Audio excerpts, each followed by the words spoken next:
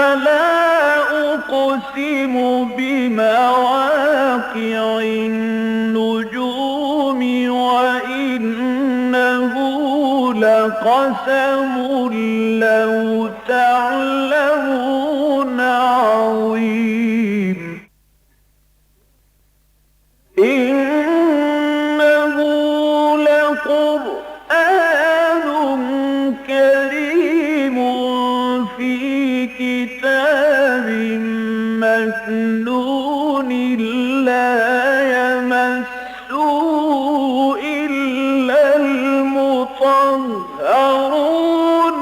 تنزيل من رب العالمين.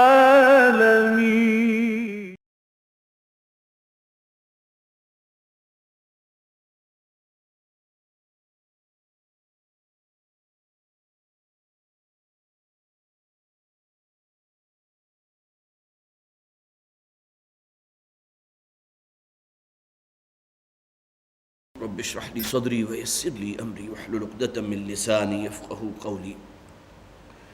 اللهم الهمنا رشدنا واعذنا من شرور انفسنا آمین یا رب العالمین. ذہن میں تازہ کر لیجئے کہ اس سورت کی پہلی آیت وہ تھی کہ جس میں نبی اکرم صلی اللہ علیہ وسلم کے سفر معراج کے زمینی حصے کا ذکر ہوا. سبحان الذی اسری بعبدہ لیلا من المسجد الحرام الی المسجد الاقصی الذی بارکنا حولہ لنریہ من آیاتنا. پورے قرآن حکیم میں حالانکہ نبی اکرم صلی اللہ علیہ وسلم کی زندگی کا بہت اہم واقعہ تھا، اور یاد ہوگا آپ کو کہ میں نے آپ کو واقعہ بھی سنایا تھا کہ جب ابو جہل کے علم میں آیا کہ محمد نے صلی اللہ علیہ وسلم، اس لیے کہ وہ حضور کو اللہ کا رسول تو نہیں مانتا تھا، انہوں نے یہ دعویٰ بھی کر دیا کہ راتوں رات جو ہے میں یہاں سے بیت المقدس بھی گیا اور اس کے بعد ساتوں آسمانوں کی سیر بھی کر لی، پھر واپس بھی آ گیا. تو فوراً آیا حضرت ابوبکر صدیق رضی اللہ تعالیٰ عنہ کے پاس، اور آ کر ان سے اس نے یہ کہا کہ تمہیں معلوم ہے کہ تمہارے ساتھی اب کیا کہہ رہے ہیں؟ گویا کہ بین السطور جو وہ بات کہہ رہا تھا اس کے اندر یہ بات بھی موجود تھی کہ اب تو ان کا دماغ جو ہے اس درجے مختل ہو چکا ہے کہ وہ اس بات کا دعویٰ کر رہے ہیں کہ راتوں رات میں بیت المقدس چلا گیا اور پھر ساتوں آسمانوں کی سیر کر کے واپس آ گیا. تو حضرت ابوبکر صدیق رضی اللہ تعالیٰ عنہ نے ایک سوال اس سے ابو جہل سے کیا کہ کیا واقعی انہوں نے یہ کہا؟ جب ابو جہل نے کہا کہ ہاں بالکل یہ کہہ رہے ہیں، چلو میرے ساتھ، میں بھی جا کر ان سے اس وقت تک حضرت ابوبکر صدیق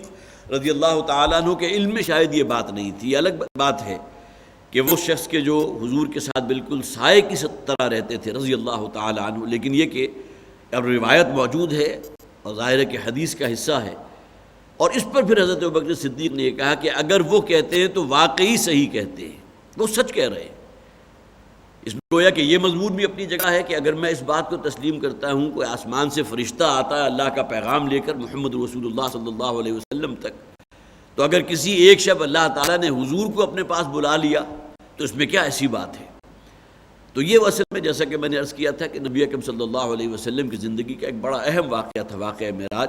کہ اب اس کا زمینی سفر جو ہے وہ اس ایک آیت میں سورہ بنی اسرائیل کی پہلی آیت میں بیان ہوا، اور آسمانی سفر وہ 6 آیات ہیں سورہ نجم کی آیت نمبر 13 سے 18 اس میں بیان ہوا.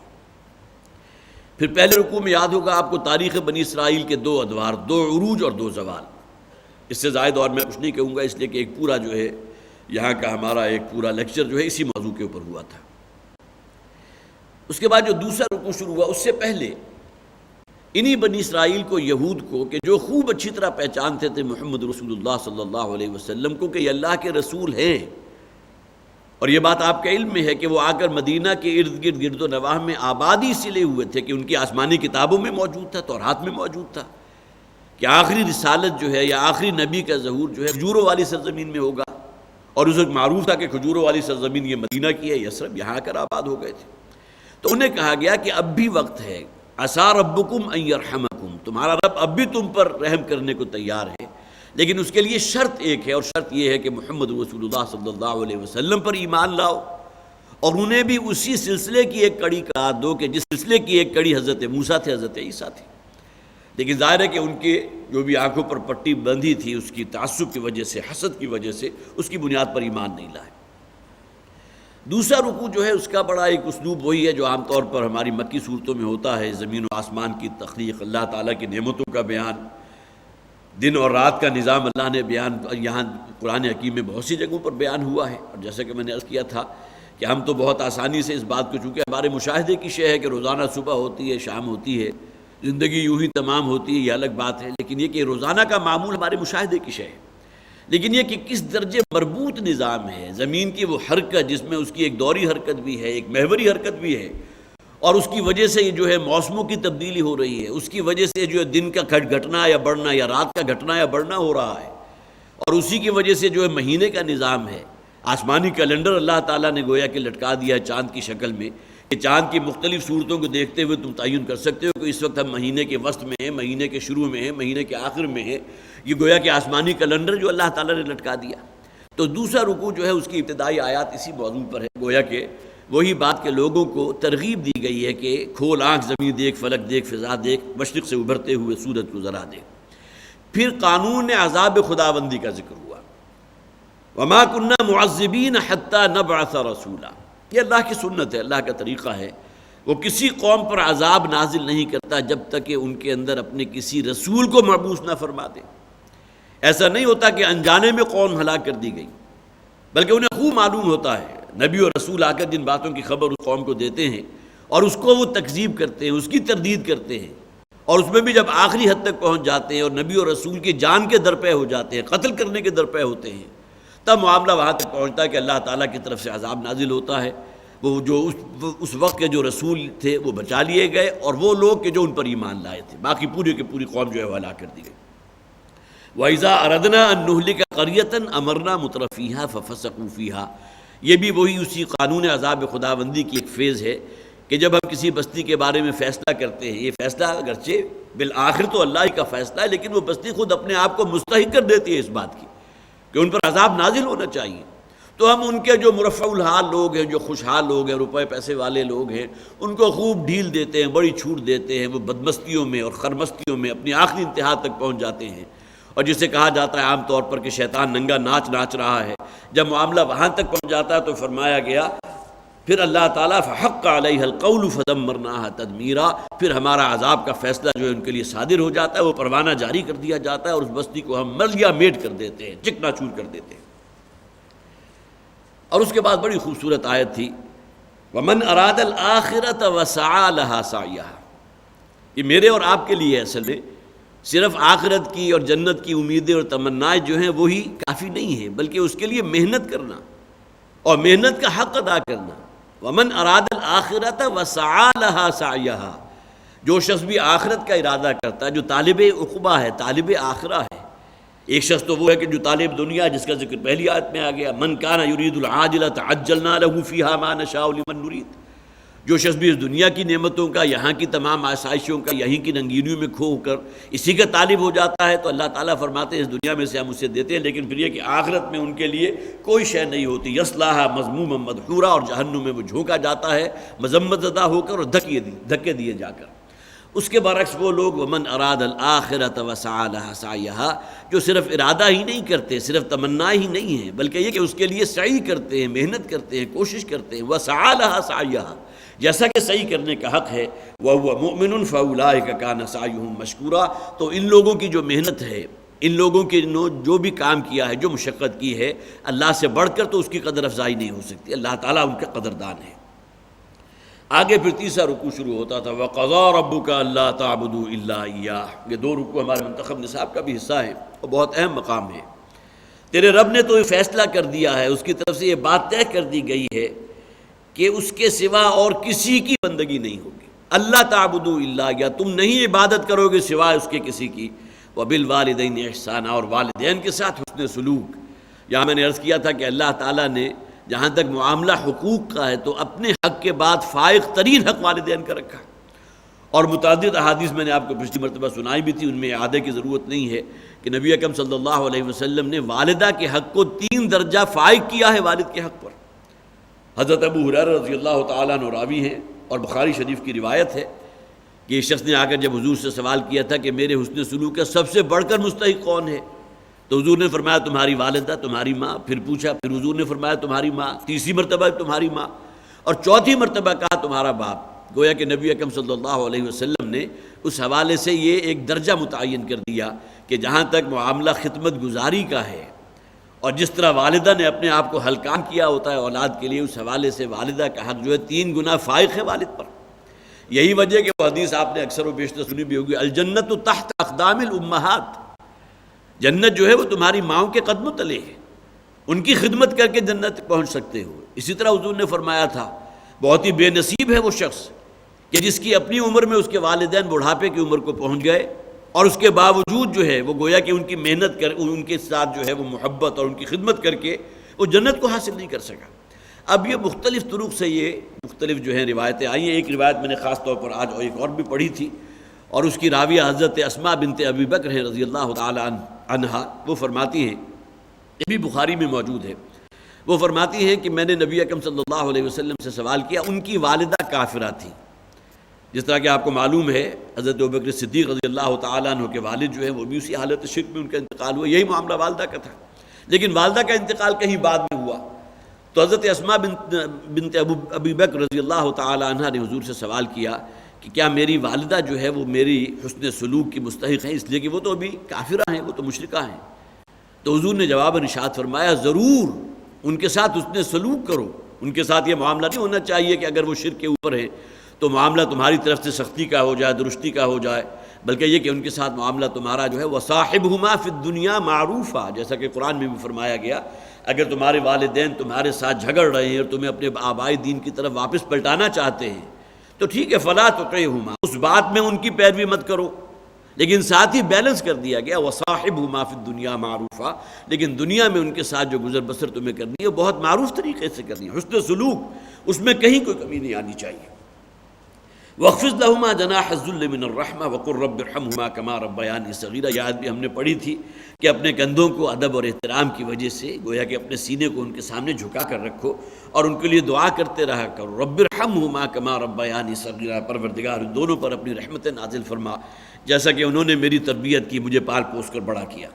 رَبُّكُمْ أَعْلَمُ بِمَا فِي نُفُوسِكُمْ، تمہارا رب خوب جانتا ہے جو تمہارے جی میں ہے. اور میں نے عرض کیا تھا کہ بڑھاپے میں آ کر والدین کے اندر بھی جذباتی کیفیت بڑھ جاتی ہے، اور جہاں جذبات زیادہ ہوں گے تو ممکن ہے کہ وہ کوئی ایسی بات کا مطالبہ کر بیٹھے کہ جو مناسب نہ ہو. لیکن یہ کہ ایسے مطالبے میں بھی فَلَا تَقُل لَّهُمَا أُفٍّ، اگر ان کی طرف سے کوئی زیادتی ہو رہی ہے تو سب سے پہلا تو مطالبہ یہ کیا گیا کسی مومن سے کہ ان کے سامنے اف تک نہ کہو. وَلَا تَنْهَرْهُمَا، انہیں ڈانٹو مت. اسی طرح فرمایا گیا رَبُّكُمْ أَعْلَمُ بِمَا فِي نُفُوسِكُمْ، تمہارا رب تو خوب جانتا ہے جو تمہارے جی میں ہے. ایسا نہیں ہے کہ تمہارے رب کو معلوم نہیں، ان کے لیے ادب احترام، ان کے لیے سعادت مندی جتنی کچھ تمہارے اندر ہے تمہارا رب تو خوب جانتا ہے. لیکن یہ کہ ان کی کسی جذباتی بات کے رد عمل میں اگر تمہیں کوئی ان کے اوپر نکیر کرنی پڑے، انہیں روکنا پڑے، اور اس حوالے سے جو ہے معاملہ جو ہے گویا کہ ان کے لیے ایسا ہو جائے جسے بظاہر یہ سمجھا جائے کہ شاید یہ گستاخی کا معاملہ، بے ادبی کا معاملہ ہے، تو فرمایا کہ ربکم اعلم بما فی نفوسکم، اللہ تعالیٰ جانتا ہے جو کچھ تمہارے دلوں میں ہے. ان تکونوا صالحین فانہ کان للاوابین غفورا، اگر تم اللہ کے نیکوکار بندے بنے رہو گے. یہ عمومی انداز ہے. ظاہر ہے کہ ہر وہ شخص کے جو اپنے آپ کو اللہ کی فرمان برداری میں دے رہا ہے، تقوی اختیار کیے ہوئے ہے، تو اللہ تعالیٰ تو ان لوگوں کے لیے فإنہ کان للأوابین غفورا، تو اللہ تعالیٰ اپنے حضور پلٹنے والوں کے لیے، اپنے حضور توجہ اختیار کرنے والوں کے حق میں تو انتہائی غفور ہے، انتہائی رحیم ہے، ان کے گناہوں کو، ان کی لغزشوں کو معاف فرمانے والا ہے. وآت ذی القربى حقہ والمسکین وابن السبیل. میں نے عرض کیا تھا حضرت عبداللہ ابن عباس رضی اللہ تعالیٰ عنہ کا یہ قول موجود ہے کہ ان 15 آیات میں اللہ تعالیٰ نے تورات کی کل تعلیمات کا خلاصہ بیان کر دیا، اس لیے کہ ان کا تعلق ہمارے عائلی نظام سے ہے. والدین کا اولاد پر کیا حق ہے، اور پھر یہ کہ اولاد کا والدین پر کیا حق ہے، والدین کے کیا فرائض ہیں، اولاد کے کیا فرائض ہیں. پھر اللہ نے اگر بہت کچھ دیا ہے، روپیہ پیسہ ہے، تو تمہارے مال میں کن کن لوگوں کا حق ہے. پھر یہ کہ قتل نفس جو ہے وہ کتنا بڑا جرم ہے. پھر زنا کا ذکر کیا گیا. پھر یہ کہ مال یتیم کے قریب تک نہ پھٹکو. یہ تمام ہدایات وہ ہیں جو ہمارے گویا کہ معاشرتی، جسے آپ کہیے استحکام کی اصل ذریعہ، معاشرتی تعلیمات. اس حوالے سے تورات کی تعلیمات کا خلاصہ حضرت عبداللہ ابن عباس رضی اللہ تعالیٰ عنہ فرماتے ہیں کہ اللہ تعالیٰ نے سورہ بنی اسرائیل کی ان 15 آیات کے اندر بیان فرما دیا. وَآتِ ذِی الْقُرْبَىٰ حَقَّهُ وَالْمِسْکِینَ وَابْنَ السَّبِیلِ، اور قرابت داروں کو ان کا حق ادا کرو۔ نوٹ کیجئے حق کے لفظ کو۔ ہم تو یہ سمجھتے ہیں اگر ہمارے پاس روپیہ پیسہ ہے تو یہ ہمارا اپنا کمایا ہوا ہے، اس میں ہمارے اعزاء و اقارب کا حق کہاں سے آ گیا؟ یہ اصل میں وہ ذہنیت ہے جسے قرآن کہتا ہے فرعونی ذہنیت، قارونی ذہنیت۔ انما اوتیتہ علی علم، جو کچھ بھی سرمایہ میرے پاس جمع ہے وہ میں نے اپنے علم کی بنیاد پر حاصل کیا ہے، اپنی منصوبہ بندی تھی، میری پیش بندی تھی، میری ذہانت اور فطانت تھی کہ جس کی بنیاد پر میں نے فیصلہ کیا، اور آج میں جو ہے وہ کروڑوں میں اربوں میں کھیل رہا ہوں۔ تو میرے مال کے اندر میرے اقربا کا حق کہاں سے آ گیا؟ جبکہ قرآن حکیم اس بات کو بیان کرتا ہے کہ تمہارے مال میں اللہ نے ان لوگوں کا حق رکھ دیا ہے، بشرطے کہ تم سمجھنے والے ہو۔ جس طرح قرآن میں کہا گیا نا کہ وَإِنَّ دَارَ الْآخِرَةَ لَهِيَ الْحَيَوَانُ لَوْ كَانُوا يَعْلَمُونَ، اگر تمہیں علم حقیقی حاصل ہو جائے تو تمہیں معلوم ہونا چاہیے کہ اصل زندگی تو آخرت کی زندگی ہے۔ یہ شرط جو ہے لو کانوا یعلمون، یہی شرط یہاں موجود ہے۔ اگر تمہیں واقعتاً علم حقیقی حاصل ہو جائے تو تمہیں معلوم ہونا چاہیے کہ تمہارے اموال میں تمہارے اعزاء و اقارب کا حق اللہ نے رکھ دیا ہے۔ اور اسی سے منسلک وہ واقعہ ہے جس میں نبی اکرم صلی اللہ علیہ وسلم کے پاس ایک صحابی تشریف لائے تھے، اور آ کر انہوں نے عرض کیا تھا کہ کیا حضور اگر میں اپنے مال میں سے وہ صدقہ خیرات جو ہے اس میں زکوٰۃ کا معاملہ جو ہے پوری طرح ادا کر دوں تو کیا اس کے بعد بھی میرے مال میں کسی کا کوئی حق باقی رہتا ہے؟ تو نبی اکرم صلی اللہ علیہ وسلم نے ارشاد فرمایا وَفِي الْمَالِ حَقٌّ سِوَى الزَّكَاةِ، یہ جان لو کہ تمہارے اموال میں اللہ تعالیٰ نے زکوٰۃ کی ادائیگی کے بعد بھی حقوق متعین کر دیے۔ یہاں بھی اس بات کو نوٹ کیجئے وَآتِ ذِي الْقُرْبَىٰ حَقَّهُ، جو ان کا حق اللہ نے تمہارے مال میں رکھا ہے ان کو ادا کرو، وَالْمِسْكِينَ وَابْنَ السَّبِيلِ، اور اسی طرح مساکین، مسکین کون محتاج ہے جسے اللہ تعالیٰ نے اس دنیاوی مال و اسباب میں سے نہیں دیا، بمشکل 2 وقت کی روٹی میسر ہے، وابن السبیل، اور راہ چلتا مسافر۔ کوئی شخص حالت مسافرت میں ہے تو اگرچہ اس کے پاس بہت کچھ ہو روپیہ پیسہ، لیکن ممکن ہے اس مسافرت کی حالت میں اس کے پاس جو ہے کوئی شے نہ ہو، درہم و دینار باقی نہ رہے، کوئی راہزنی ہو گئی، کوئی لوٹ مار ہو گئی۔ اس بنیاد پر گویا کہ خواہ وہ بہت ہی مرفع الحال طبقے سے متعلق ہو، لیکن وہ اجنبی اگر کسی بستی میں جاتا ہے تو اس بستی والوں کو محسوس کرنا چاہیے کہ یہ مسافر جو ہمارے پاس ہے اس کا حق ہے ہمارے اوپر، ہمارے مال میں اس کا حق ہے، اس کی جو بھی وہ کر سکتے ہیں، اس کی کھانے پینے کا بندوبست، اس کی رہائش کا بندوبست، اس کے کپڑے لتے کا بندوبست انہیں کرنا چاہیے۔ وابن السبیل ولا تبذر تبذیرا، اور دیکھو تبذیر مت کرو۔ یہ 2 اصطلاحات قرآن حکیم میں استعمال ہوتی ہیں، اسراف اور تبذیر۔ بڑا پیارا واقعہ، میں ایک تفسیر کا مطالعہ کر رہا تھا، وہ بھی سمجھانے کا انداز تھا، اگرچہ بات جو ہے 100% اس میں گویا کہ پوری طرح منعطف نہیں ہوتی، لیکن بہت اچھا انداز تھا۔ وہ واقعہ یہ تھا کہ ایک موقع پر ایک ہال کے اندر چند علماء بیٹھے ہوئے تھے، گفتگو ہو رہی تھی، ہال میں 6 پنکھے تھے اور وہ 6 کے 6 چل رہے تھے، چند علماء بیٹھے تھے۔ ان میں سے کسی ایک نے، جو وہاں کے شیخ تھے، جو بھی شیخ قبیلہ کہہ لیجئے وہاں بیٹھے تھے، ان سے سوال کیا کہ اسراف اور تبذیر میں کیا فرق ہے؟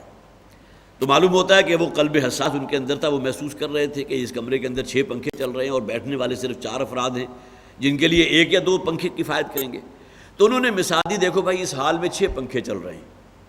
ہمارے لیے یہ 2 پنکھے کافی ہیں، ہم یہاں بیٹھے ہیں گفتگو کر رہے ہیں، اب یہ جو 4 پنکھے زائد چل رہے ہیں یہ اسراف ہے۔ اور پھر آگے تبذیر کی انہوں نے جو تعریف کی ہے کہ اگر ہم سب اٹھ کے یہاں سے چلے جائیں اور 6 کے 6 پنکھے چلتے چھوڑ جائیں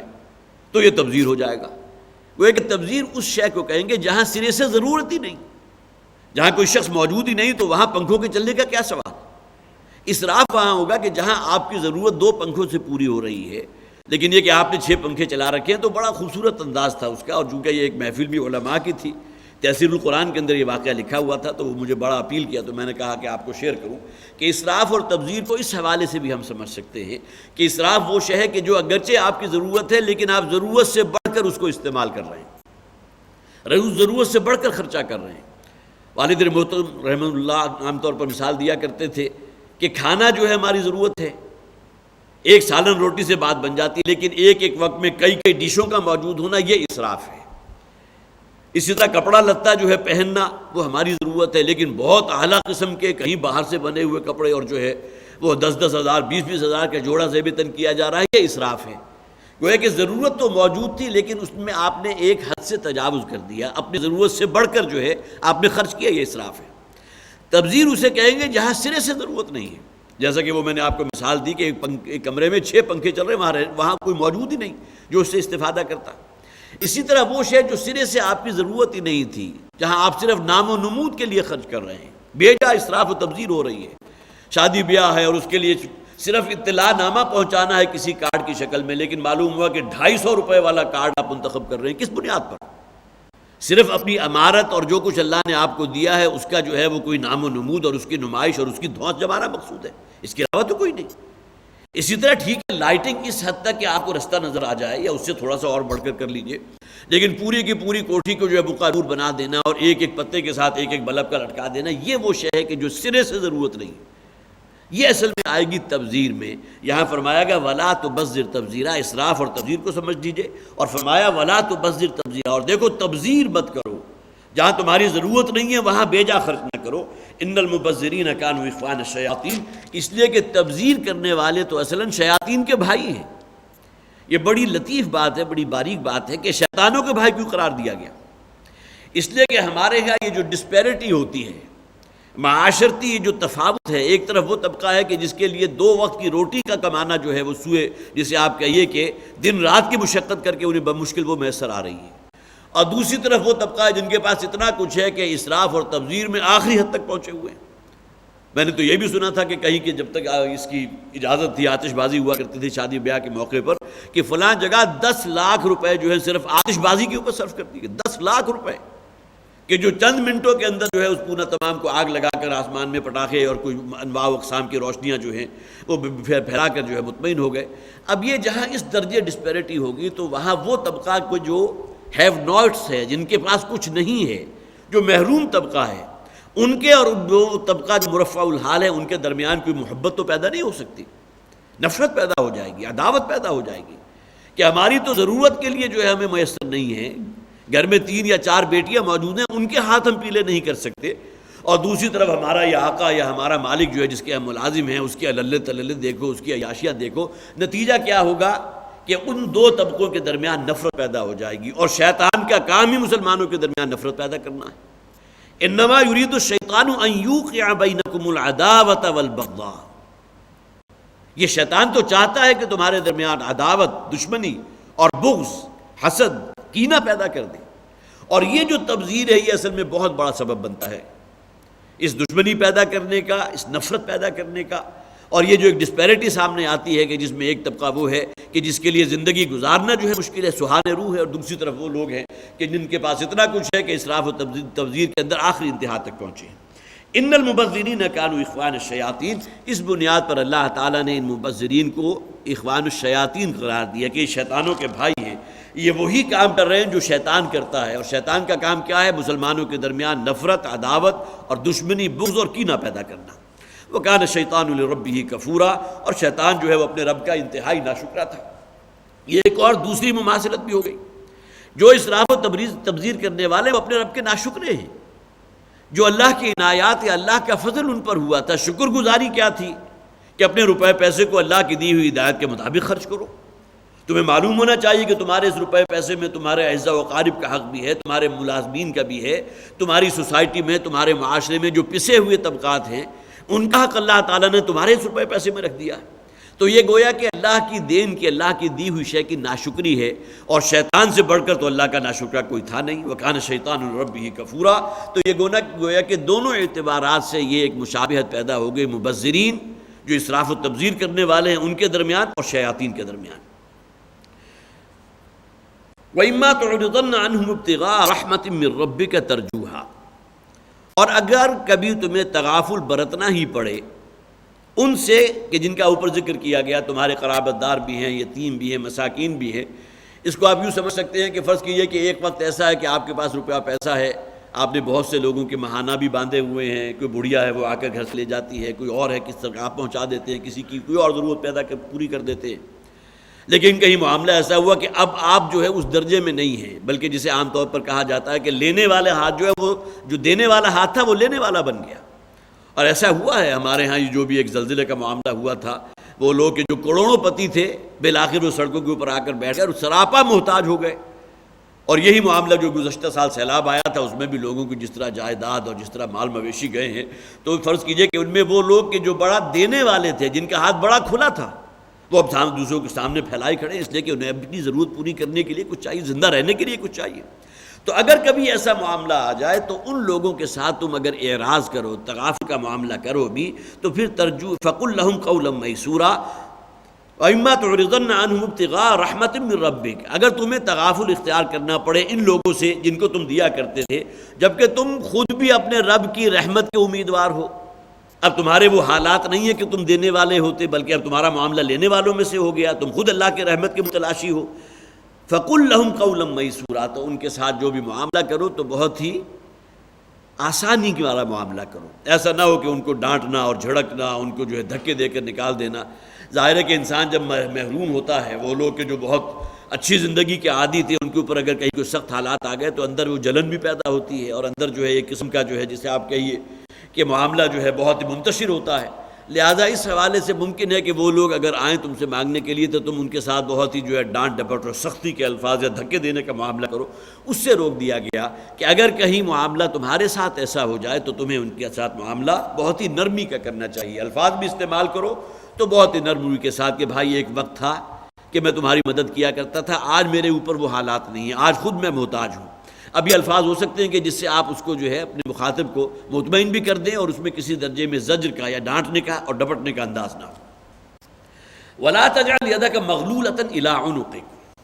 اور اپنے ہاتھوں کو اپنی گردن کے ساتھ باندھ کر مت رکھو۔ یہ ایک استعارہ ہے جو استعمال ہوتا ہے کہ گویا کہ ہاتھ نہ نیچے ہوں گے، نہ جیب تک جائیں گے، اور نہ کسی آپ سوالی کی محتاج کی مدد کر سکیں۔ لہذا ہاتھوں کو گویا کہ استعارہ کیا ہے کہ ہاتھوں کو گردن کے ساتھ باندھ لینا کہ میں تمہاری کوئی مدد کرنے کو تیار نہیں۔ یہ ان لوگوں کا ذکر ہو رہا ہے جن کے پاس بہت کچھ ہے، جو دے سکتے ہیں، جنہیں اگر واقعتاً علم حقیقی ہو تو انہیں معلوم ہونا چاہیے کہ ان کے مال میں اللہ تعالیٰ نے حق رکھ دیا ہے ان لوگوں کا، جو محتاج ہیں، جو یتیم ہیں، بیوائیں ہیں، جو اقربا ہیں ان کے، جو ضرورت مند ہیں۔ لیکن اگر وہ معاملہ علم حقیقی کا ہے نہیں تو پھر تو یہی ہوگا کہ سب کچھ ہونے کے باوجود انسان کا ہاتھ جو ہے اپنی گردن کے ساتھ گویا کہ بندھا ہوا ہے، ہاتھ میرے بندھے ہوئے ہیں، میں کچھ نہیں کر سکتا۔ اور اس میں ممکن ہے کہ انسان جو ہے وہ زجر کا اور بہت ہی زیادہ جو ہے ڈانٹنے ڈپٹنے کا انداز اختیار کر لے۔ وَلَا تَجْعَلْ يَدَكَ مَغْلُولَةً إِلَىٰ عُنُقِكَ، اپنے ہاتھوں کو اپنی گردن کے ساتھ باندھ کے نہ رکھو۔ وَلَا تَبْسُطْهَا كُلَّ الْبَسْطِ، اور کہیں جذبات میں آ کر اتنا بھی نہ کھول دو کہ جو کچھ تمہارے پاس ہے لٹا دو اللہ کے راستے میں۔ دیکھیے اس چیز سے بھی منع کیا گیا۔ ہمارا دین دین فطرت ہے، یہ تو وہ اعلیٰ ترین مقام تھا جو حضرت ابوبکر صدیق رضی اللہ تعالیٰ عنہ نے کیا تھا غزوہ تبوک کے موقع پر، اور حضور نے اسے قبول فرمایا، ورنہ عام مسلمان اگر یہ کام کرتا تو لازماً حضور جو ہے اس کو قبول نہ فرماتے، اسے کہتے ہیں اپنے گھر والوں کے لیے، اپنے بال بچوں کے لیے کچھ چھوڑ کر آؤ۔ لیکن ابوبکر صدیق رضی اللہ تعالیٰ عنہ جس مقام پر تھے، تو آپ کو معلوم ہے غزوہ تبوک کا وہ واقعہ کہ حضور نے جب کہا تھا جو شخص جتنا دے سکتا ہے دے، تو حضرت ابوبکر صدیق رضی اللہ تعالیٰ عنہ گھر گئے تھے، اور جو کچھ ان کے پاس تھا، جسے آپ کہتے ہیں والد محترم یہ اصطلاح استعمال کیا کرتے تھے کہ جھاڑو پھیر کر جو کچھ بھی تھا لا کر حضور کی خدمت میں پیش کر دیا، کوئی ساز و سامان نام کی شے گھر میں موجود نہیں، اور حضور نے اس کو قبول بھی فرما لیا۔ جبکہ دین کی تعلیم کیا ہے کہ اگر کہیں جذباتی کیفیت تمہاری ہو بھی جائے اور صدقہ و خیرات میں جو جذبات بہت موزن ہو جائیں، تو ایسا نہ ہو کہ جو کچھ بھی ہے تمہاری اپنی ضرورت کا وہ بھی دے کر فارغ ہو جاؤ، اس لیے کہ آگے فرمایا گیا فَتَقْعُدَ مَلُومًا مَحْسُورًا، اور اس کے بعد پھر تم ملامت زدہ ہو کر اپنے آپ ہی کو ملامت کر رہے ہو کہ میں نے کیا فیصلہ کر دیا تھا اس وقت، اور کیا میری اچانک جو ہے جذبات کی کیفیت ہو گئی کہ میں نے سارا کچھ جو ہے فلاں کے نام لکھ دیا، فلاں سب کچھ دے دیا، محصورہ اور ہارے ہوئے ہو کر رہ جاؤ۔ اب یہ ہے اصل میں توازن۔ عدم توازن کیا ہوگا کہ بہت کچھ ہے لیکن اپنے ہاتھ جو ہے گردن کے ساتھ باندھے ہوئے ہیں،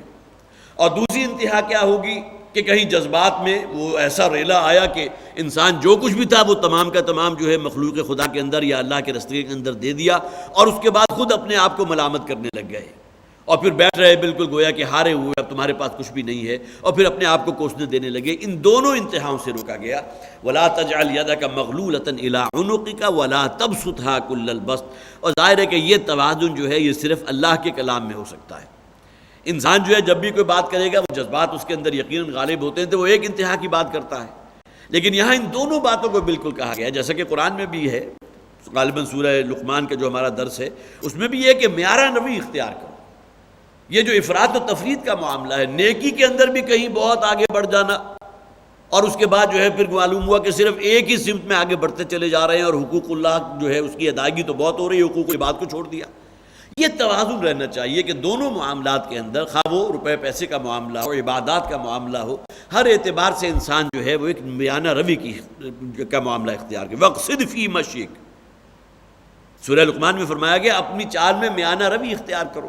یہ چال سے مراد صرف یہ دو ٹانگوں پہ چلنے والی چال تو نہیں ہے، زندگی بسر کرنے کے طریقے میں اعتدال اختیار کرو، جیسے کہ اسراف و تبذیر سے بچنا. اور یہاں فرمایا گیا کہ ایسا بھی نہ ہو کہ سب کچھ اللہ کے رستے میں دے کر جو ہے اپنے آپ کو ملامت کرنے لگو. ان ربک یبسط الرزق لمن یشاء ویقدر، یقیناً تمہارا رب ہی ہے کہ جو جس کے لیے چاہتا ہے رزق کے پیمانوں میں وسعت دے دیتا ہے، جس کے لیے چاہتا ہے تنگی کر دیتا ہے. ہمارا ایمان تو یہی ہے کہ رزق کی کنجی اللہ کے ہاتھ میں ہے، اس کے اختیار میں جسے چاہے جتنا دے. لیکن اگر ہم نے یہ معیار بنا لیا کہ جس دنیا میں جس کے پاس جتنا زیادہ ہے شاید اللہ تعالیٰ اس سے بڑا خوش ہے، تو یہ معیار صحیح نہیں ہے. قارون کے پاس جو کچھ تھا، آپ کا کیا خیال ہے اللہ تعالیٰ اس سے خوش تھا؟ اس کے اوپر عذاب بالآخر وہ تو شکل میں آیا کہ اسے زمین میں دھسا دیا گیا. فخسفنا به وبداره الارض،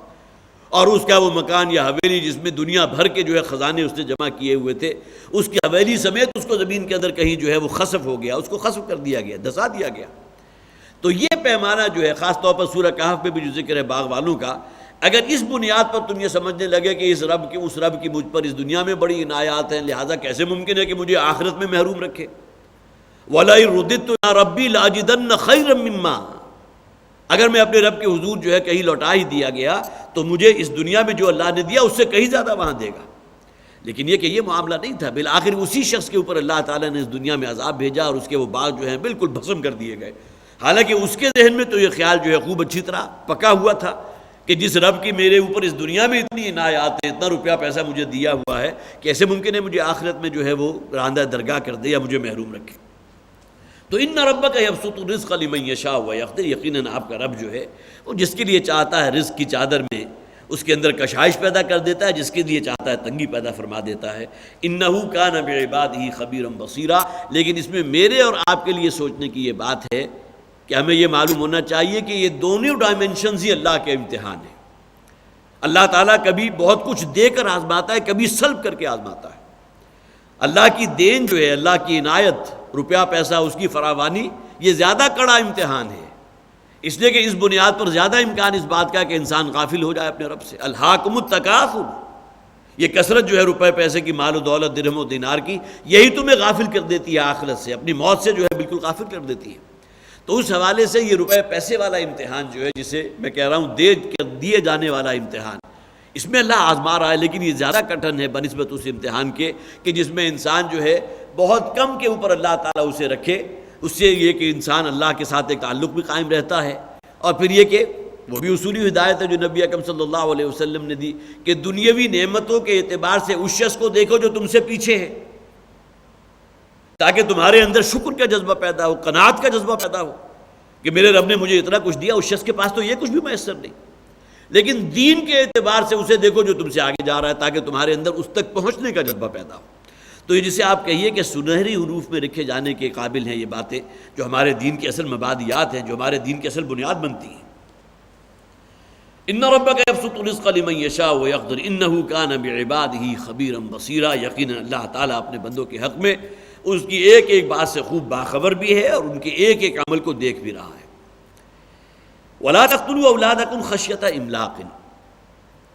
اپنی اولاد کو مفلسی کے اندیشے میں قتل نہ کرو.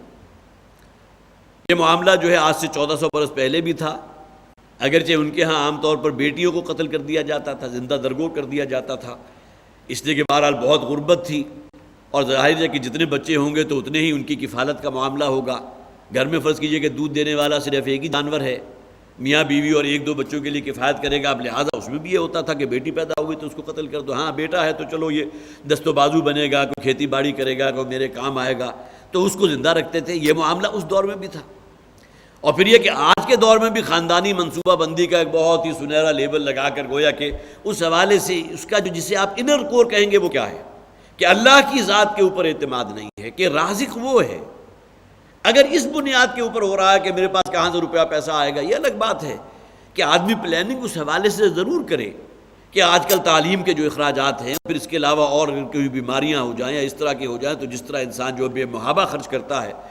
اس میں حوالے سے اگر کسی حد تک انسان جو ہے اس کی پلاننگ کرے، لیکن اگر کہیں اس کے اندر یہ خناس پیدا ہو گیا کہ گویا کہ اپنی اولاد کا تمام ضروریات کا کفیل میں ہوں، ان کی تمام ضرورتوں کو میں پورا کروں گا، تو یہ گویا کہ بے حجابی ہے ایک اعتبار سے، اللہ کے ساتھ معاملہ اس کا حجاب کا ہے۔ حالانکہ معاملہ تو یہ ہونا چاہیے کہ اعتماد اور توکل اللہ کی ذات پر، اللہ نے دیا ہے تو ظاہر ہے کہ آگے آ بھی گیا کہ اللہ تعالیٰ جو ہے نحن نرزقہم وایاکم، جن کو تم قتل کرنے کے درپے ہو، یہ نہ سمجھو کہ ان کے رازق تم ہو، بلکہ ہم انہیں روزی پہنچا رہے ہیں۔ نحن نرزقہم، ان کے لیے رزق کا بندوبست ہمارے ذمے ہے، اور تمہیں بھی اللہ تعالیٰ رزق دے رہا ہے۔ لہٰذا اس بنیاد کے اوپر اس معاملے میں اس حد تک چلے جانا قتل اولاد، یہاں اس بات کو بھی ذہن میں رکھیے کہ پلاننگ کا معاملہ اپنی جگہ ہے، لیکن اگر ایک مرتبہ پریگننسی ہو جائے اور اس کے بعد اس کو اس بنیاد کے اوپر جو ہے ابارشن کرا دی جائے یا کر دیا جائے تو یہ وہ اس قتل کے ضمن میں آ جائے گا، اس میں کوئی شک نہیں ہے، اس کے بارے میں کوئی فتویٰ بھی ایسا نہیں کہ جو اس کے فیور کرے۔ ہاں پروفائلیکٹر میئر جو ہے، آپ پروفائلیکٹک میئرز اگر آپ کو اختیار کرتے تو اس کے بارے میں جو ہے فقہا کسی درجے میں اجازت دیتے ہیں، جیسا کہ حضور کے زمانے میں بھی عزل کا معاملہ ہوا تھا تو نبی اکرم صلی اللہ علیہ وسلم نے اجازت تو دی تھی، لیکن ساتھ یہ فرما دیا تھا کہ جس جان کا اللہ تعالیٰ نے اس دنیا میں آمد کا لکھا ہوا اس کو تم روک نہیں سکتے عزل کے ذریعے۔ اور اسی طرح ممکن ہے کہ آپ کی پلاننگ اپنی جگہ ہو، لیکن اس کے باوجود جو ہے پھر اللہ تعالیٰ آپ کو اولاد عطا فرما دے۔ تو اس بارے میں کوئی اختلاف نہیں ہے کہ جہاں تک اس میں ایک بچاؤ کا معاملہ یا پروفائلیکٹک میئرز کا معاملہ ہے، اس میں کسی حد تک جو ہے آپ اجازت کو اویل کر سکتے ہیں، لیکن اگر معاملہ پریگننسی یا حمل کا ہو جائے تو اب اس کو گرانا یا ابارشن کروانا یقیناً ولا تقتلوا اولادکم خشیۃ املاق، اپنی جو بھی تمہارا جو بھی ہے پلاننگ اس کے ساتھ ٹکرا رہا ہے معاملہ، لہٰذا اس کو جو ہے قتل کر دو۔ ہاں اس میں بھی ایکسیپشن ہے، اگر ڈاکٹر ہی یہ سمجھے کہ والدہ کی جان کو خطرہ ہے، یا فرض کیجئے کہ جو اولاد ہو رہی ہے اس کو اس کی وہ خود اب نارمل ہے، اب تو ہمارے پاس ایسی ٹیکنیکس آ گئی ہیں کہ جس کی بنیاد کے اوپر پتہ چل جاتا ہے کہ کوئی نارمل ہے یا اب نارمل ہے۔ ذہنی اب نارملٹی کا تو تب بھی پتہ نہیں چلتا، لیکن یہ جسمانی اب نارملٹی کا تو پتہ چل جاتا ہے، دل کے اندر کوئی سوراخ ہے، ان کے سیپٹم جو ہے وہ صحیح طرح ڈیولپ نہیں ہوئے، وہ ان چیزوں کا بھی پتہ چل جاتا ہے۔ اس بنیاد کے اوپر اگر ڈاکٹر جو ہے وہ مشورہ دے تو وہ معاملہ کرایا جا سکتا ہے کہ والدہ کی جان کو خطرہ ہو، یا یہ کہ جو نومولود جو ہونے والا بچہ ہے اس کے حوالے سے کوئی چیز ایسی جو ہے منقع ہو کر سامنے آ جائے کہ جس کے بارے میں ڈاکٹرز کہیں کہ اس کو ابارشن کروا دینی چاہیے، تو وہ ایک استثناء بہرحال موجود رہے گا، باقی اور کسی صورت کا کوئی استثناء نہیں۔ وَلَا تَقْتُلُوا أَوْلَادَكُمْ خَشْيَةَ إِمْلَاقٍ نَحْنُ نَرْزُقُهُمْ وَإِيَّاكُمْ، تمہیں بھی رزق ہم پہنچا رہے ہیں اور ان کے رزق کا بھی ہمارے ہی ذمے ہے۔ إِنَّ قَتْلَهُمْ كَانَ خِطْئًا كَبِيرًا، یقیناً ان کا قتل یا ان کو مار دینا یا ان کو قتل کر دینا بہت بڑی خطا ہے، بہت بڑا گناہ ہے۔ وَلَا تَقْرَبُوا الزِّنَا، اور دیکھو زنا کے قریب تک نہ پھٹکو، اس بات کو خاص طور پر نوٹ کیجئے، یہ نہیں کہا کہ زنا نہ کرو، وہ ٹھیک ہے اپنی جگہ، سورہ فرقان میں فرمایا گیا وَلَا يَزْنُونَ، عباد الرحمن جو ہے ان کے بارے میں جہاں اوصاف آئے ہیں وہاں یہ بھی ہے کہ وہ کبھی زنا نہیں کرتے، اس کا سوچ بھی نہیں سکتے، یہاں فرمایا گیا وَلَا تَقْرَبُوا الزِّنَا، زنا کے قریب تک نہ پھٹکو۔ اب اس میں وہ تمام چیزیں آ جائیں گی جس کا آغاز کہاں سے ہوگا؟ بے حجابی سے ہوگا، اس کے بعد معاملہ جو ہے پھر عریانی تک پہنچے گا، سطر جو آہستہ آہستہ کھلنے لگے گا۔ مرد اس معاملے میں بڑا خود غرض ہے، اپنے آپ کو پوری طرح وہ مستور رکھتا ہے۔ ڈاکٹر عبدالسمیع صاحب ہمارے عام طور پر مثال دیا کرتے تھے کہ وہ جسے آپ کہیے کہ سردیاں جو ہے کڑکڑاتی ہوئی آپ کہیں چلے جائیں اسکینڈینیوین کنٹریز میں، مرد نے عورت کو ایسا دیوانہ بنا دیا کہ مرد جو ہے وہ تو جسے آپ کہیے کہ نیک ٹائی کے ذریعے گردن سے لے کے اور ساکس اور دستانے پوری طرح کورڈ ہے، لیکن اسی موسم کے اندر جبکہ برف باری بھی ہو رہی ہے، تیز ہوا بھی چل رہی ہے، ایک خاتون کھڑی ہوگی لیکن اس کی ٹانگیں ننگی ہوگی۔ اب یہ معاملہ جو ہے گویا کہ شیطان نے اس میں مرد کو اعلیٰ کار بنایا اور اس نے ایسا اسے جو ہے جسے آپ کہیے کہ ایک زیب و زینت والی بات کر دی کہ وہ اس سے نیچے اترنے کو تیار ہی نہیں۔ اب یہ معاملہ جو ہے آہستہ آہستہ آگے بڑھتا ہے، پہلے بے حجابی کا معاملہ ہوتا ہے اور اس کے بعد پھر جو ہے پھر عریانی کی آہستہ آہستہ بڑھتی ہے، جس تو ڈاکٹر صاحب عام طور پر کہا کرتے تھے کہ پہلے تو سر ڈھکا ہوتا تھا، پھر اس کے بعد جو ہے وہ دوپٹہ گلے میں آیا، پھر دوپٹہ جو ہے وہ گول ہو کر ایک رسی کی شکل میں اختیار کر گیا، بالآخر اس دوپٹے کو اٹھا کر بھی پھینک دیا۔ کہ آہستہ آہستہ جو ہے انسان اس بڑے گناہ کے قریب تر ہوتا چلا جاتا ہے۔ یہی وجہ ہے کہ نبی اکرم صلی اللہ علیہ وسلم نے فرمایا کہ انسان کی آنکھیں بھی زنا کرتی ہیں، اس کے کان بھی زنا کرتے ہیں، اس کی زبان بھی زنا کرتی ہے۔ اگر یہ تینوں اعضاء انسان تلذذ کے لیے استعمال کر رہا ہے اور اس کا نقطہ ہدف جسے آپ کہیے انجام جو ہے وہ تو یقیناً زنا ہے، یہ تمام چیزیں گویا کہ پیش بندی کر رہی ہیں آپ کو اس بڑے عمل کی طرف لے جانے کے لیے۔ اسی طرح ایک واقعہ میں نے مسند احمد میں آیا، حضرت ابو امامہ رضی اللہ تعالیٰ عنہ راوی ہیں، وہ فرماتے ہیں کہ ایک دن جب حضرت مسجد نبوی میں ہم موجود تھے تو ایک شخص مدینہ کا رہنے والا آیا اور آ کر حضور کے قریب ہو کر اس نے جو ہے حضور سے اجازت طلب کی کہ اے اللہ کے رسول، میرا معاملہ کچھ ایسا ہے کہ شہوت میں بہت زیادہ ہے، لہٰذا آپ مجھے جو ہے کچھ ایگزمپٹ کر دیں، زنا کی اجازت دے دیں۔ تو صحابہ کرام، حضرت ابو امامہ فرماتے ہیں کہ صحابہ کرام اسے مارنے کو دوڑے کہ کس قسم کی بیہودہ بات کر رہا ہے حضور سے۔ تو حضور نے صحابہ کو منع کر دیا، اسے پھر اپنے قریب بلایا اور آ کر سمجھایا کہ مجھے بتاؤ کہ کیا تم چاہو گے کہ تمہاری ماں، تمہاری بیٹی، تمہاری بہن یا تمہاری خالہ کے ساتھ کوئی شخص یہ کام کرے؟ اب یہ دیکھیے سمجھانے کے کس قدر عمدہ اسلوب ہے۔ تو شخص نے فوراً کہا کہ حضور میں تو اس کو برداشت نہیں کروں گا۔ تو پھر حضور نے فرمایا کہ جس خاتون کے ساتھ یا جس لڑکی کے ساتھ تم یہ کام کرنا چاہتے ہو وہ آخر کسی کی بیٹی ہے، کسی کی بہن ہے، کسی کی خالہ ہے، ممکن ہے کسی کی ماں بھی ہو۔ اب یہ بات اس کو سمجھ میں آ گئی، اور اس کے بعد اس روایت میں ہے کہ نبی اکرم صلی اللہ علیہ وسلم نے پھر اس شخص کے لیے دعا فرمائی کہ اے پروردگار اس کے دل کو پاک فرما دے اور اسے زنا سے دور رکھ۔ یہ شخص آیا کس کام سے کے لیے تھا؟ زنا کی اجازت لینے کے لیے۔ اور اس کے بعد پھر حضرت ابو امامہ فرماتے ہیں کہ اس کے بعد ہم نے اس شخص کو دیکھا کہ وہ شخص کے جس کی نظریں ہر وقت جو ہیں وہ تاکتی رہتی تھی۔ ظاہر ہے کہ اس بات کو اپنے ذہن میں رکھیے کہ جو مسلمان وہاں مدینہ میں موجود تھے ان میں بہت درجے کا فرق و تفاوت تھا، بہت اعلیٰ گہرے ایمان والے بھی تھے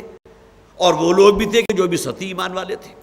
تو حضرت ابو امامہ فرماتے ہیں کہ اس کے بعد ہم دیکھا کرتے تھے کہ وہ جب بازاروں سے گزرتا تھا تو اس کی نظریں زمین میں گڑی ہوئی ہوتی تھی، اور حضور کی اس دعا کا گویا کہ وہ نتیجہ تھا جو حضور نے اس کے حق میں دعا فرمائی تھی۔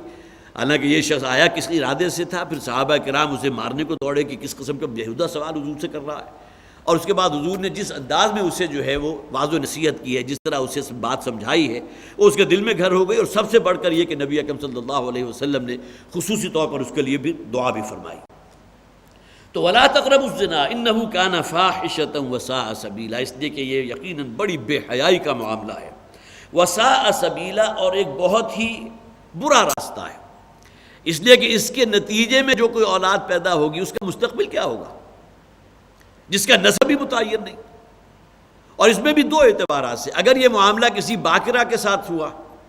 اور اس کی وجہ سے جو ہے کوئی بچہ پیدا ہو گیا، وہ تو گویا کہ پورے معاشرے کے اندر پہچانا جائے گا کہ اس کا کوئی باپ نہیں ہے، یا باپ تھا تو اس کا پتہ کوئی نہیں۔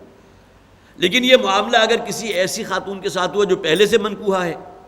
اب اس کے اندر بھی یہ معاملہ آ جائے گا کہ اب جو بچہ ہو رہا ہے اس کا نسب ہی متعین نہیں، وہ وراثت کے احکامات آیا صحیح ہوں گے یا نہیں ہوں گے، اور اسی طرح اور بہت سے حوالے سے جو ہے اس کا معاملہ جو ہے نسب کا مخدوش ہو جائے گا۔ تو دونوں ہی اعتبارات سے یہ بہت ہی برا راستہ ہے، گویا کہ اس شخص، اس بچے کے لیے بھی کہ جو اب پوری جو ہے اس سوسائٹی کے لیے، کمیونٹی کے لیے جو ہے وہ ایک علامت بن گیا، اور دوسری طرف یہ کہ بہرحال بے حیائی میں بھی اپنی آخری درجے تک پہنچانے والی شے ہے۔ آپ کو یاد ہوگا کلنٹن صاحب نے کہا تھا اپنی قوم کے بارے میں، امریکنز کے بارے میں، اس لیے کہ اسے تو معلوم تھا اس سوسائٹی کا ہاتھ،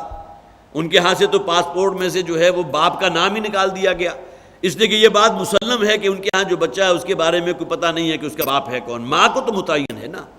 جس نے وہ بچہ جنا ہے اس کے بارے میں پتہ ہے کہ یہ ماں ہے اس کے، لہٰذا صرف ماں کے نام کو رکھو، باپ کا نام نکال دو۔ اب یہ پوری طرح اب جو شیطانی سوچ اس کے پیچھے اس کو ذہن میں رکھیے۔ لیکن یہ کہ اس درجے کثرت کے ساتھ وہاں جو ہے اس طرح کے جسے آپ ولد الزنا وہ پیدا ہو رہے ہیں، کہ کلنٹن نے یہ کہا تھا کہ ایک وقت آنے والا ہے کہ ہماری امریکی قوم کی اکثریت جو ہے انہی بچوں پر مشتمل ہوگی، یہی نوجوان ہو جائیں گے جب بڑے ہو کر جو باسٹرڈ ہوں گے، ہماری قوم کی اکثریت باسٹرڈ پر جو ہے وہ مشتمل ہوگی، یہ اس نے کہا تھا۔ تو یہ معاملہ ہے کہ اصل میں انہو کان فاحشۃ وساء سبیلا، یقیناً یہ بہت ہی بے حیائی کا کام اور بہت برا راستہ ہے۔ وَلَا تَقْتُلُوا النَّفْسَ الَّتِي حَرَّمَ اللَّهُ إِلَّا بِالْحَقِّ، اور کسی انسانی جان کو قتل نہ کرو جسے اللہ تعالیٰ نے حرم اللہ، جسے اللہ نے حرام ٹھہرایا، محترم ٹھہرایا، الا بالحق، مگر حق کے ساتھ۔ انسانی جان جس درجے محترم ہے، سورہ مائدہ میں فرمایا گیا کہ جو شخص بھی کسی ایک انسان کو قتل کرتا ہے، من قتل نفسا بغیر نفس او فساد فی الارض فکأنما قتل الناس جميعا، اس نے گویا کہ پوری کی پوری انسانیت کو قتل کر دیا۔ ایک انسان کا قتل پوری انسانیت کے قتل کے مترادف ہے، قرآن کی آیت میں نے ابھی آپ کو سنائی۔ تو کسی انسانی جان کا قتل کرنا، کسی کی جان لے لینا بہت بڑا گناہ، اکبر الکبائر میں سے ایک، الا بالحق، سوائے حق کے ساتھ۔ کسی دوسرے شخص کی جان لی جا سکتی ہے لیکن اسلامی معاشرہ اگر ہوگی، اسلامی حکومت ہوگی، تو 5 صورتیں ایسی ہیں کہ جس میں کسی دوسرے کی جان لی جا سکتی ہے۔ سب سے ٹاپ پر یہ کہ اس شخص کی کہ جس نے کسی دوسرے کو قتل کیا، یہ قاتل ہے، قصاص میں اس کو قتل کر دیا جائے گا۔ جس شخص نے دوسرے کو قتل کیا، جو ہمارا نظام قصاص ہے، اس میں اس قاتل کو قتل کر دیا جائے گا۔ پہلی شکل یہ۔ دوسری شکل وہ ہے جسے ہم زنا کہتے ہیں، شادی شدہ شخص کا زنا کرنا۔ اس کے بارے میں عام طور پر بڑی غلط فہمی پھیلائی گئی کہ قرآن میں اس کا ذکر موجود نہیں۔ ٹھیک ہے، لیکن یہ کہ نبی اکرم صلی اللہ علیہ وسلم کی اپنی زندگی میں متعدد واقعات ہوئے کہ جس میں شادی شدہ مرد اور شادی شدہ خواتین کو آپ نے رجم کروایا، اور اس ضمن میں اس اصول کو اپنے سامنے رکھیے کہ شریعت کے وہ احکامات جو تورات میں چلے آ رہے تھے، قتل مرتد ہے، اسی طرح شادی شدہ جو ہے شخص اگر زنا کرے گا تو اس کو قتل کر دیا جائے گا، تو تورات کے ان احکامات کو قرآن نے جو ہے وہ اسی کو جاری رکھا ہے، لہذا الگ سے کسی حکم دینے کی ضرورت نہیں تھی۔ لیکن سب سے بڑھ کر بات یہ ہے کہ نبی اکرم صلی اللہ علیہ وسلم ہیں کہ جن کا فریضہ تھا کہ قرآن حکیم کی کوئی شے اگر مبہم ہے تو اس کو واضح کر دے، آپ نے اپنے عمل سے ثابت کر دیا۔ شادی شدہ شخص کو رجم کیا جائے گا، اس کو گویا کہ اس کی جان لی جا سکتی ہے، نمبر 2۔ نمبر 3 پر ہے وہ شخص کے جو دائرہ اسلام سے علل اعلان واپس کسی اور دین میں چلا جائے، قتل مرتد، اس کے بارے میں کوئی شک نہیں ہے کہ اس کی جان لی جائے گی، اسے قتل کر دیا جائے گا۔ یہ بھی وہی احکامات ہیں کہ جو شریعت میں تھے۔ آپ کو یاد ہوگا سورہ بقرہ جن حضرات نے بھی پڑھی ہوگی، وہ جو واقعہ ہوا تھا کہ جس میں انہوں نے ایک بچڑا بنا دیا تھا اور پھر انہیں حکم دیا گیا تھا کہ ان لوگوں کو قتل کر دو۔ یہ کون تھے؟ کیوں قتل کیا گیا انہیں؟ اس لیے کہ دین توحید پر حضرت موسیٰ علیہ السلام چھوڑ کر گئے تھے جب وہ کوہ طور پر گئے تورات کے احکامات لینے کے لیے، واپس آئے تو یہ لوگ پھر اسی بت پرستی کے اندر مبتلا ہو گئے۔ تو گویا کہ قتل مرتد کی وہ سزا تھی جو ان کو دی گئی، اور ہزاروں کی تعداد میں لوگوں کو قتل کر دیا گیا، تو اس کا ذکر قرآن حکیم میں موجود ہے۔ تو تیسرے نمبر پر ہے قتل مرتد۔ چوتھے نمبر پر حالت جنگ میں، جسے حربی کافر کہیں گے، وہ کافر یا مشرک جس کا آپ کے آمنا سامنا ہے، حالت جنگ ہے۔ یہ نہیں کہ راہ چلتے کسی عیسائی کو، کسی یہودی کو پکڑ کر آپ قتل کر دیں کہ کسی اور دین پر کیوں چل رہا ہے، بلکہ یہ کہ جب کہ آپ کے اور اس کے درمیان گویا کہ حرب ہے، حربی کیفیت ہے، لہذا کہا گیا حربی کافر کو قتل کیا جا سکتا ہے، چوتھا۔ اور پانچواں یہ کہ اسلامی ریاست کا باغی، جس کے لیے سورہ مائدہ کے اندر وہ موجود ہے، ان الذین یحاربون اللہ ورسولہ وَيَسْعَوْنَ فِي الْأَرْضِ فَسَادًا أَن يُقَتَّلُوا أَوْ يُصَلَّبُوا أَوْ تُقَطَّعَ أَيْدِيَهُمْ وَأَيْدِيَهُمْ مِنْ خِلَافٍ۔ وہاں حکم موجود ہے کہ وہ لوگ جو اللہ اور اللہ کے رسول کے ساتھ محاربہ کرتے ہیں حالت جنگ میں، وَيَسْعَوْنَ فِي الْأَرْضِ فَسَادًا، اور وہ زمین میں فساد برپا کرنے کے درپے ہیں۔ گویا کہ یہاں اس سے وہ اصول نکل آیا کہ اسلامی ریاست کہیں اگر قائم ہے اور اس کے خلاف اگر بغاوت ہو رہی ہے تو ان باغیوں کو بھی قتل کیا جا سکتا ہے۔ اب یہ 5 مدات ایسی ہیں کہ جو بالحق کے ذہن میں آ جائیں گی کہ کسی انسانی جان کو آپ تلف نہیں کر سکتے سوائے ان 5 صورتوں کے، ورنہ یہ بہت بڑا گناہ ہے، بہت بڑا گناہ ہے۔ وَلَا تَقْتُلُوا النَّفْسَ الَّتِي حَرَّمَ اللَّهُ إِلَّا بِالْحَقِّ وَمَنْ قُتِلَ مَظْلُومًا فَقَدْ جَعَلْنَا لِوَلِيِّهِ سُلْطَانًا فَلَا يُسْرِفْ فِي الْقَتْلِ، اور جو شخص بھی حالت ظلم میں، جسے مظلومی کی حالت میں اگر کسی کو قتل کر دیا گیا کہ جو اس کیٹیگری میں فال نہیں کرتا تھا، جو ان 5 مدات کے اندر نہیں آتا تھا، فقط جعلنا لولیہ، تو ہم نے دیا ہے اس کے ولی کو سلطاناً، وہ اختیار، وہ زور، فلا یسرف فی القتل، کہ وہ اس کو گویا کہ اویل کر سکتا ہے اور اس قاتل کو وہ قتل کروا سکتا ہے۔ یہ بھی اس کا اپنا انفرادی کام نہیں ہوگا۔ کوئی شخص اس بنیاد پر جو ہے اپنے کسی بھائی کے قاتل کو قتل نہیں کر سکتا کہ میں خود اس کو قتل کروں گا، نہیں، بلکہ اسلامی ریاست کا کام ہے۔ اسلامی ریاست اس کو پکڑے گی اور جو بھی جو گواہیاں ہیں اس کے بعد جو ہے اس کے اوپر جو ہے وہ حد نافذ کر دی جائے گی، اس کو قتل کر دیا جائے گا۔ فقط جعلنا لولیہ سلطانا، ہم نے اس کے ولی کو، جو بھی ان کے گویا کہ اب لواحقین ہیں، جو بھی ان کے ورثاء ہیں، ان کو اللہ تعالیٰ فرماتے ہیں کہ ہم نے اختیار دیا ہے کہ ان کے پاس اختیار ہے، چاہے تو بالکل ویسے ہی اس کو چھوڑ دیں بغیر کچھ لیے دیے، چاہے تو خون بہا لے کر یا جسے اب دیت لے کر کہتے ہیں اس کو ان کی جان بخشی کر دے، لیکن یہ کہ اگر وہ اس کے لیے تیار نہیں ہے تو پھر کوئی طاقت ایسی نہیں کہ جس قاتل کو قتل ہونے سے بچا سکے۔ ہمارے ہاں قانون یہ موجود ہے کہ صدر مملکت کے پاس وہ اتھارٹی موجود ہے کہ اگر کوئی شخص ان کی بارگاہ میں جا کر جو ہے کوئی رحم کی اپیل کرے تو شاید اس کو اویل کیا جا سکے، لیکن اسلام میں اس کی قطعاً کوئی گنجائش نہیں ہے۔ اسلام میں یہ کل کا کل اختیار جو ہے اس مقتول کے ورثاء کو دیا گیا ہے کہ وہ قاتل کی جان لے بھی سکتے ہیں، خون بہا دے کر چھوڑ بھی سکتے ہیں اور بالکل معاف بھی کر سکتے ہیں۔ فلا یسرف فی القتل،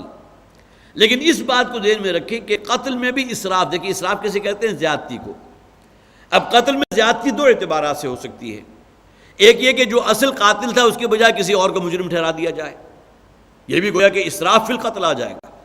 کہ جو اصل قاتل تھا وہ کہیں جو ہے وہ قانون کی جو بھی ہیلا بندیاں ہوتی ہیں اس میں بچ گیا اور کسی اور کو نامزد کر دیا گیا اور اس کو جو ہے سولی چڑھا دیا گیا، اس کو قتل کر دیا گیا۔ اور دوسرا یہ ہے کہ جس کی جان لینا ہے، اب ظاہر ہے کہ کوئی قاتل ہے اس کی جان تو لینی ہے اسلامی حکومت میں، تو اسے کوئی تکلیف پہنچا کر، زخم پہنچا کر، اس کا مسئلہ کر کے، اس کے اعضاء کاٹ کر، اسے تکلیف دے کر موت تک پہنچانا جو ہے یہ بھی اسراف فی القتل میں آ جائے گا، فلا یسرف فی القتل۔ اب اس کے ورثاء صاحب کو بھی گویا کہ یہ اختیار نہیں ہے کہ اس میں جو بھی اس کا ہوگا معاملہ اس کے قتل کرنے کا، اس کے اندر کوئی زیادتی کرے، بلکہ اس میں جو آسان ترین طریقہ ہو سکتا ہے، جو ہماری شریعت میں واقعتاً اس سے زیادہ سہل طریقہ اور کوئی نہیں، کہ اس کی گردن اس کے تن سے جدا کر دو۔ اور کبھی اگر آپ نے دیکھا ہو، میں نے ایک زمانے میں ایک ویڈیو تھی تو اس میں انہوں نے کسی نے ویڈیو بنائی تھی، کہیں یہ ریاض میں کہیں کسی چوک کے اندر کسی قاتل کو جو ہے انہوں نے اس طرح وہ اس کی جان لی تھی قصاص میں، تو بہت ہی سہولت کے ساتھ ان کے ایک بہت ہی پروفیشنل قسم کے ان کے ظاہر ہے وہ جلاد ہوتے ہیں، ایک بڑے سائز کا ان کے پاس وہ تلوار نما ہوتی ہے، اور وہ آنکھوں پر پٹی باندھ کر جو ہے اس کو بٹھا دیا گیا، سامنے ایک بہت بڑا پیالہ رکھ دیا گیا، اور ایسا اس نے جو ہے نشانہ لے کر جو لگایا تھا کہ وہ ایک ہی وار کے اندر اس کی گردن جو ہے وہ کٹ کے اس پیالے میں جا پڑی اور جسم جو ہے وہ اوندا ہو کر ایک طرف گر گیا۔ معلوم ہوا کہ جسے آپ کرب یا تکلیف کہتے ہیں، اس نوع کی کوئی شے بظاہر تڑپنا پھڑکنا اور اس کے بعد جو ہے چیخ و پکار اور دردناک قسم کی آوازیں نکالنا، اس قسم کی کوئی شے نہیں،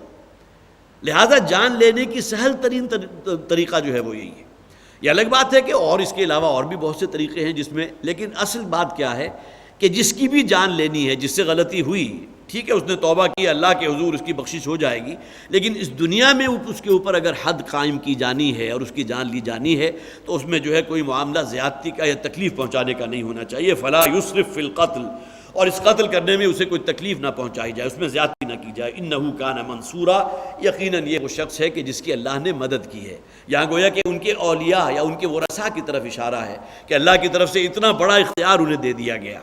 ظاہر ہے کہ یہ اختیار اپنی جسے آپ کہیے تو ایک حوالے سے خدائی اختیار بن جاتا ہے کہ اس کے پاس اختیار ہے، جو مقتول کے ورثاء ہے وہ فیصلہ کریں گے کہ لازماً اس کی جان نہیں لینی ہے تو جان لی جائے گی، حکومت وقت لے گی۔ اگر وہ فیصلہ کریں گے بالکل اس کو آزاد کر دو، لا تثریب علیکم اليوم، آج تمہارے اوپر کوئی کسی قسم کا جو ہے کوئی ملامت نہیں ہے، تم آزاد ہو، یہ وہ جملہ ہے جو نبی اکرم صلی اللہ علیہ وسلم نے فتح مکہ کے موقع پر کہا تھا۔ یہی لوگ تھے کہ جو حضور کی جان کے در پہ تھے،